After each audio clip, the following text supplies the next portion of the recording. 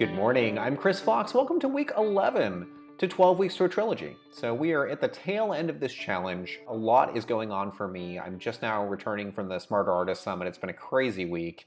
And to top it off, today is launch day for Behind the Lines. So the book came out, and as usual, whenever I release a new book, there's all sorts of fun problems. And I'll get into those in a minute. But basically, I decided to devote today's video to the launch because so many of you reached out to me and said, hey, Chris, what are you doing? What sites are you using for promotion? How much are you spending on advertising? Like, how are you doing this?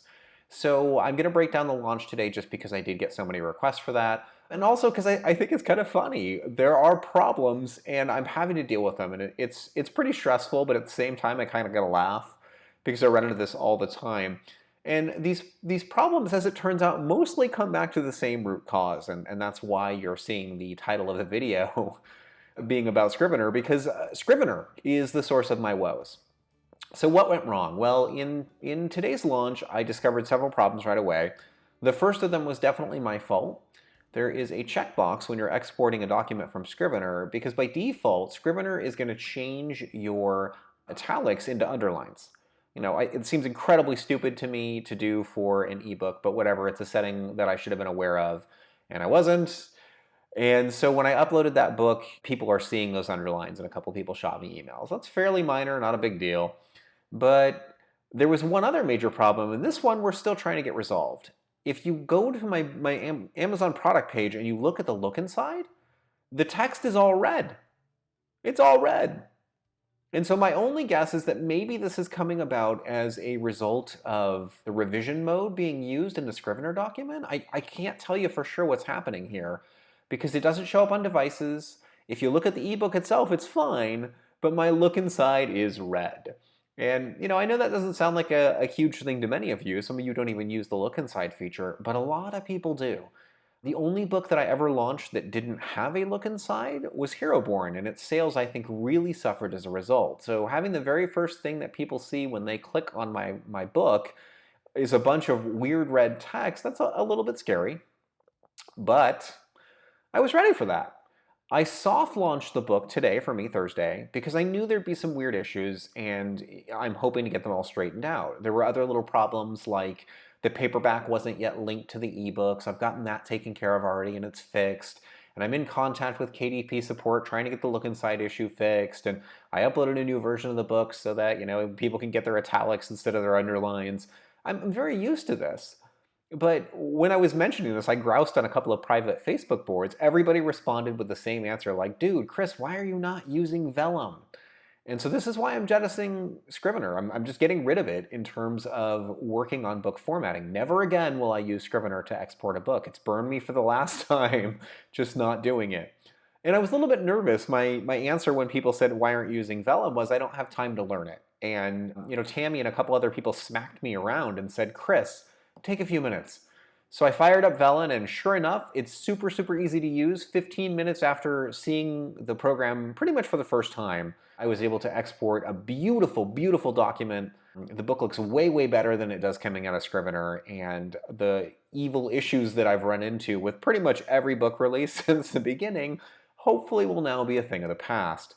So that's kind of the problems that I've run into initially. I'll keep you updated on what's going on with the launch, but let's jump into my launch plan itself, and I can show you guys what sites I'm booking, what I'm using, and kind of what I am doing. So before we jump into the launch, I did want to talk a little bit about book 3, Press the Line, which is, in my opinion, the best of the books that I've got going in the series so far. I feel like I really know who the characters are, they're starting to develop, things are coming together. And what I did differently this time around in the book is you can see I've got things subdivided by plot line. So we'll go back to our first chapter here where I actually use the word plot. And normally what I would do is I would write this couple paragraphs about the first plot, and then I would write a couple paragraphs about the second plot, and so on and so forth. But instead, I just wrote this plot, and then I went to the next plot point, the inciting incident, I did it again. I went to the first gateway, I did it again. And all the way through the book, I just did that one plot line until we got to the end.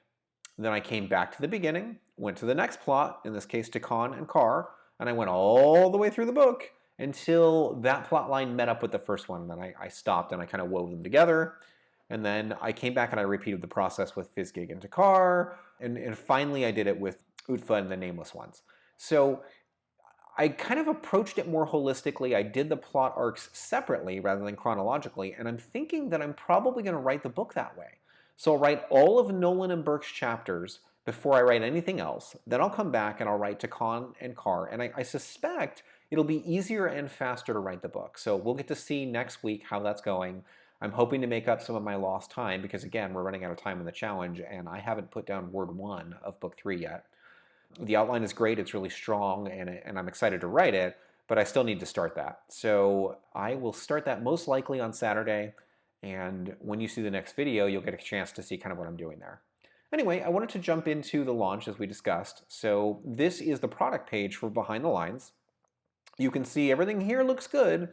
I added a little bit more information here so you can see what the Ganog Wars books are and when they're coming out. You can see that there's a prequel trilogy. You can also sign up to get the Planner Strider Reader Magnet. So my description's great. There are a couple of problems on this page that still need to be sorted out. First, the second book is not listed. So down here, normally I would have like a series page, and that page has not appeared yet with the second book. So let's go to my main page here, and I'll show you the cover for the second book. There we go. So here's Hold the Line. It is live on the store, the pre-order, but it's not linked really to the first book yet. And so I have contacted KDP support and said, hey guys, can you create that series page? When they do, it's going to look like, let me go to one of my series, Destroyer. It's going to look like this. So let's zoom in a little bit. And readers will see that there is, more books in the series, and I think this really, really raises sell-through, so it's important to have. So hopefully by the time you guys are looking at this, that's already there. If not, it shouldn't take too much longer. But there is one other major problem, which I talked about in the first part of the video, and that is red. Oh my God, take a look at this. If I'm a reader and I show up and I see that much red, I'm just going to recoil in horror, and the odds of me buying that book are slim. So this is going to hurt my sales in a big way if I can't get it corrected. I have some theories on how I can fix that. Hopefully by the time you guys are seeing it, this is dealt with, but if not, I am working with KDP support. We will find a way to get it fixed, but that's kind of my last headache at this point. So I'm always used to launch headaches. Those have mostly arisen in Scrivener, but now that I'm using Vellum, it's much, much easier. I don't expect I'll have problems going forward. This program's amazing. You can see here, I'm looking at it on an iPhone. If we switch to an iPad, I've got this neat little, heading at the top, and the first letter is big like you're used to seeing in most books. So it really does a great job of allowing me to format, and I think going forward, Vellum is a solution. I will probably never again use Scrivener to export a document. Scrivener, you burned me for the last time. We're breaking up. Okay. So the launch plan itself, and this is where I got the most questions. God, probably almost 100 of you guys emailed me asking, what am I doing and why? So here's the list. I usually do a promotion schedule for the first week of a new launch. And in this case, I added one extra day because on May 11th is when book 2 comes out. So here's the strategy. I'm looking for a slow building curve. So it's building here, it's a decent level. The book is in the top 10,000. Oh, now the book is jumping into the top 1,000 by the time we get to May 4th. I've got Discover SF running today. I'm starting to increase my ad budgets, and I'm going to be telling the main Void Wraith list. These are my most engaged readers. That's going to push the rank a lot, and then tomorrow morning I'm going to increase the advertising dramatically again, and then I've got a whole bunch of promotion running. So a couple authors are mentioning the book. I've got a social media push. SF Bridge is going to announce the book. I'm using Free Booksy. And then we roll into the 6th, and this is sort of where things are going to be peaking. So hopefully I broke into like the top 200, maybe even the top 100 on all of Amazon, fingers crossed. But you never know how it's going to do. Then on May 6th, I've got a lot of advertising to continue that, and then I've got a few more lists that I'm going to be hitting to let them know that the book is out. So my fiction list, the Planet Strider list, and then e-reader news today. Finally, on Sunday, I will be telling my death list. I give that a lot of thought because they're not quite the same genre, but a lot of them love science fiction. It's a new series by me, so I figured why not let them know? Because I have so many science fiction readers coming to the list, I don't think that's going to dilute my also bought, so I figured why not? May 8th, I've got some Reddit promotions that are scheduled. The 9th and 10th, I still need to come up with something. I need at least one place that I'm announcing the book on both of those days, and I will find those. But I've also increased advertising to compensate, so I'll be spending a bunch of money on advertising. And the goal here is over the course of this week to keep the rank steady. So wherever it tops out, let's say I make it into the Amazon top 100, knock on wood. Let's say it gets down to number 80. This stuff should keep it around the same place and prevent it from sliding very much. And then we get to the 11th, and this is the last day the book is going to be on sale. I've got a pretty big author that's going to be announcing it to his list, and then I'm going to email all of my other lists and every other social media outlet to say, hey guys, it's the last day of the sale. It's also the day that we launch book 2. So book 2 comes out, it's the last 24 hours of it being on sale. I want one last big push, maybe to make it back into the top 100 or into the top 100 for the first time, I don't know. But the book's going to do as well as it can do on this day. And then from there, I'll start pruning ads. I'll stop, dumping a small fortune in advertising, and we'll only keep the profitable stuff. I'll raise book 1 back up to $2.99. Book 3 will be coming out just a few weeks later. And then it's kind of maintenance mode. So this is the initial launch plan. This is what I've got going on. It's not super complicated, except that I have to do all the work to create these various ads, and that is very time consuming. So what I'm discovering is writing's not going to be happening in the first few days of the launch, and that's okay. But the book itself hopefully will do very well as a result. So I've got my fingers crossed. As of right now, the book's sitting at about 6,500 in the store. I have no idea how I'm going to do over this week. I mean, I've got some high hopes, but I just don't know.